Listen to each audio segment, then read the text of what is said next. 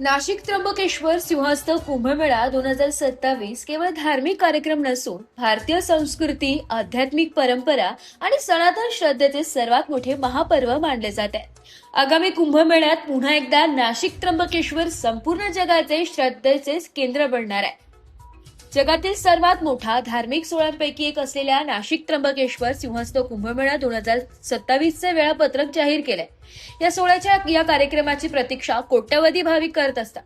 कुंभमेळ्यात सामील होण्यासाठी जगभरातून विविध देशांचे भाविक, साधू संत आणि पर्यटक नाशिकला पोहोचले. प्रशासन देखील या विशाल आयोजनाच्या तयारीला लागले. यावेळी कुंभमेळ्याची सुरुवात साल 2026च्या अखेरच्या महिन्यात होईल, तर मुख्य धार्मिक आयोजन आणि अमृत स्नान साल 2027 मध्ये आयोजित केले जाईल. संपूर्ण कार्यक्रमांची सांगता 24 जुलै 2028 रोजी होईल. सुमारे 2 वर्षे चालणाऱ्या या धार्मिक महापर्वात कोट्यवधी श्रद्धाळू गोदावरीच्या पवित्र किनाऱ्यावर पवित्र स्नान करतील.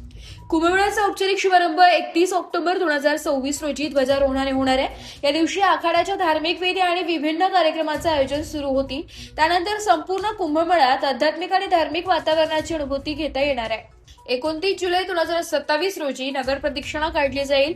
या दरम्यान विविध आखाड्यांचे संत महात्मे पारंपरिक शाही स्वरूपात नगरात मिरवणूक काढतील. हे आयोजन श्रद्धाळूंसाठी विशेष आकर्षणाचं केंद्र ठरणार आहे. कुंभमेळ्यातील सर्वात महत्त्वाचे आकर्षण अमृतस्नान असते. तारखांना लाखो नव्हे तर कोट्यवधी भाविक पवित्र गोदावरी पात्रात स्नान करून पुण्य मिळवतील. पहिले अमृत स्नान 2 ऑगस्ट 2027, दुसरे अमृत स्नान 31 ऑगस्ट 2027, तिसरे अमृत स्नान नाशिकमध्ये 11 सप्टेंबर 2027, तिसरे अमृत स्नान त्र्यंबकेश्वर मध्ये 12 सप्टेंबर 2027 आणि 24 जुलै 2028 रोजी समाप्ती. सुमारे 2 वर्षे चालणाऱ्या या भव्य आयोजनाचे सांगता 24 जुलै 2028 रोजी होईल. सांगता समारोहासोबत सिंहस्थ कुंभमेळ्याचे विधिवत समापन केले जाईल. यावर्षी नाशिक त्र्यंबकेश्वर सिंहस्थ कुंभमेळ्यासाठी देश आणि विदेशातून लाखो भाविक येण्याची अपेक्षा आहे. भाविकांच्या सोयीसाठी रस्ते, रेल्वे, हवाई संपर्क, पार्किंग, पिण्याची पाणी, आरोग्य सेवा, सुरक्षा, वाहतूक व्यवस्था आणि स्वच्छता यासह सर्वांची मोठी तयारी सुरू आहे.